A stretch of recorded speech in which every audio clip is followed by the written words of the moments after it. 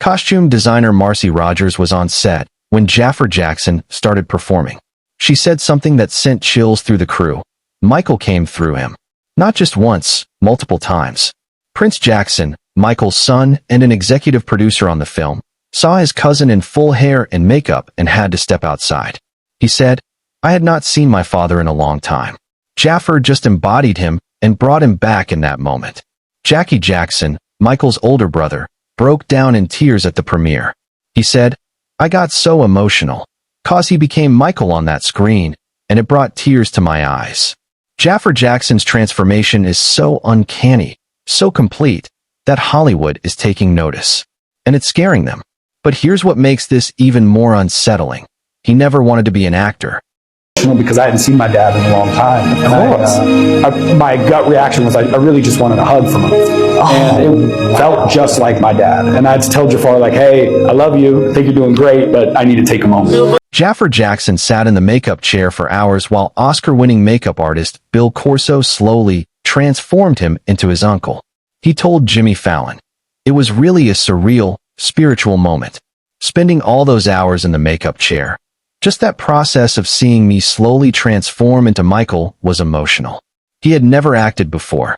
He had never wanted to act. But when he looked in the mirror, he wasn't looking at himself anymore. He was looking at Michael Jackson. And that's when the pressure became real. The reaction from Michael's own children confirmed everything.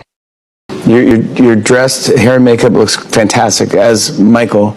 Do you look in the mirror and go, "What's going on?" Or do you go, "This is surreal. This is my uncle. This is crazy"? Oh, 100%, absolutely. It was really a surreal, a spiritual moment at the same time. You know, spending all those hours in the makeup chair, and thanks to the incredible Bill Corso, who's the head of makeup on the film, just that process of seeing me slowly transform into Michael was emotional. Prince Jackson, Michael's eldest son, had seen pictures of Jaafar on a phone or computer. But the first time he saw Jaafar in person with the full transformation, he was caught off guard. He told ABC News, "The first time that I saw him in person in his hair and makeup was really an emotional shock, because I had not seen my father in a long time." He said Jaafar embodied him and brought him back in that moment. "It was difficult to maintain and keep my composure." He had to tell Jaafar, "I'm proud of you. You're going to do great. But I need to take a little step outside and get some air." Prince wasn't the only family member who was overwhelmed. Did you grow up around Jaafar? Yes. Were you guys close? After my dad died, we all moved into Havenhurst together, so we all grew up under the same roof. Oh, wow. As cousins, as siblings, and so it was really cool to grow up the way we did, making home movies at the house, and then 10, 15 years later, we're back making a major motion picture. Wow. Jackie Jackson, Michael's older brother and a member of the Jackson 5, attended the film's premiere. He had watched his little brother rise to fame. He had seen him perform, seen him struggle, seen him become the king of pop. But watching Jaafar on screen was different. He got emotional. He told reporters through tears, "I got so emotional, 'cause he became Michael on that screen, and it brought tears to my eyes." He's incredible.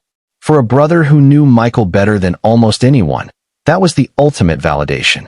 But Katherine Jackson gave the most powerful endorsement of all. Emotional, because he became Michael on that screen, and it brought tears to my eyes. I couldn't believe it.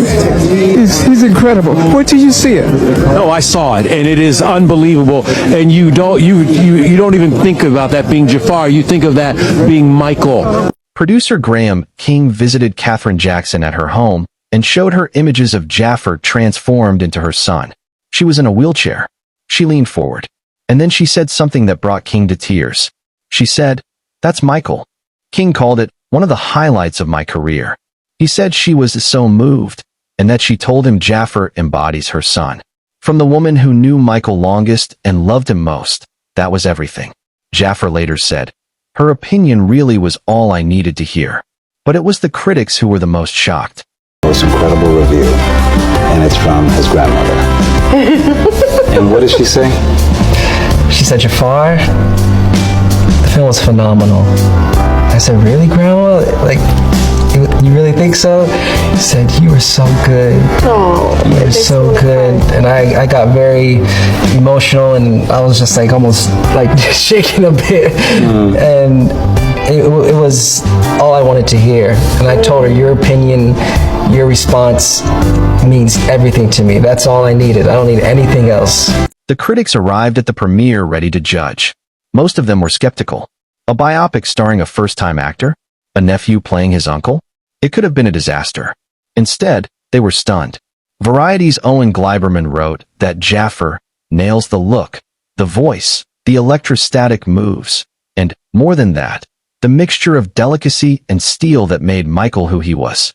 Katie Walsh of Tribune News Service wrote that producers are extremely lucky to have Jaafar, who bears those Jackson looks, and conjures a physical embodiment of the king of pop that is eerily, almost mathematically correct. They called his performance electric and dazzling. I don't think anybody has done a better job doing a biopic than he has. And maybe he had the upper hand because it's his uncle and he looks a little bit like, but when you watch it, he actually looks a lot like his father. He looks a lot like Jermaine. But Deadline's Pete Hammond called his performance dazzling. He wrote that Jaafar channels his uncle Michael in uncanny ways and simply sells this performance with all the right dance moves and sharp dramatic talent to make us believe Michael Jackson is once again with us. Another review noted that the film achieves a liveliness through Jaafar's performance, describing it as the film's pulsating heartbeat. Even the negative reviews admitted his performance was the best part. Audience members have already started calling it Oscar-worthy. A first-time actor, an Oscar buzz, and all of this started with one skeptical producer. Video! Playback!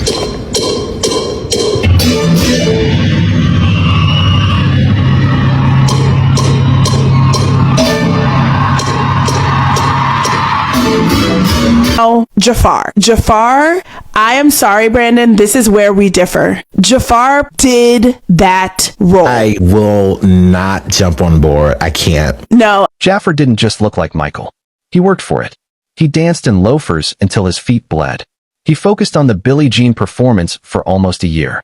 He set up mirrors in Michael's old dance studio at Havenhurst and rehearsed for hours every day.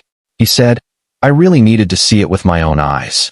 He studied Michael's personal writings, created a timeline room with Michael's entire life mapped out. He said, "I read everything he would read. I watched films he would watch." He didn't want to copy Michael.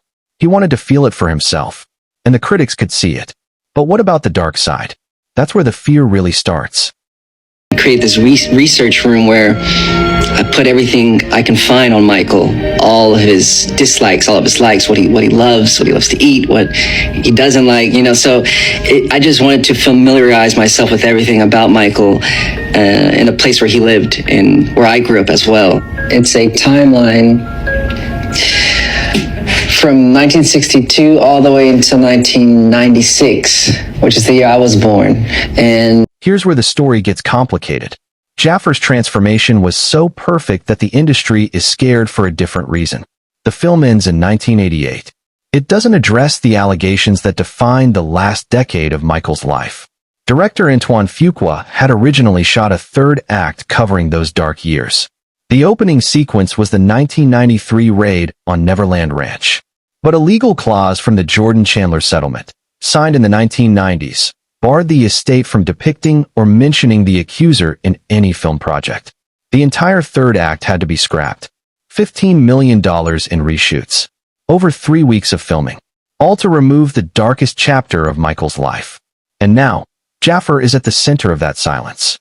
Wondering why the Michael movie did not touch on any of the allegations? This is why. So, in the original script, the entire third act was going to be about the police raid that happened in Neverland. However, during the production of the film, the estate lawyers actually found an old legally binding clause from the settlement which explicitly forbids the depiction or mention of Chandler or the abuse allegations in any form of movie. Which means they had to cut those storylines completely, re-edit, reshoot, and basically come up with a new ending. Jaafar Jackson went from a shy kid who loved golf to the face of the highest-grossing biopic in history.